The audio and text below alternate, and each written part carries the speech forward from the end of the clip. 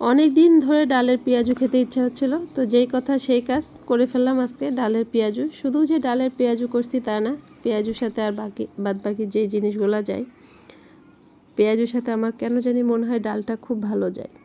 তো আজকে ডাল করে ফেলছি, পেঁয়াজু করছি, আর এদিকে মাছ ভাজা আছে, আলু ভর্তা আছে, গরম গরম ভাত লেবু চিপে দিয়ে, সেই স্বাদ।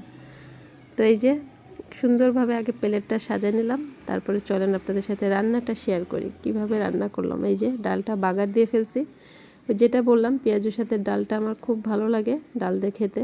আর এদিকে ছিল মুচমুচে জাতীয় মাছ পাঙাশ, মুচমুচ করে কতটুকু তেল দিয়েছে দেখছেন, তেলের পরিমাণ দেখেন আর শেষে দেখতে পারবেন। আর এইদিকে আমি হচ্ছে গিয়ে বেশি করে সরিষার তেল দিয়ে যে কোনো ভর্তার সাথে তেলের পরিমাণটা বেশি দিলে ওটা বেশি টেস্ট হয়। কাঁচা পেঁয়াজ ব্যবহার করছি অবশ্য। আলু ভর্তাটা করে ফেললাম, আলুগুলো আমি ডালের ভিতরে সিদ্ধ করে নিছি।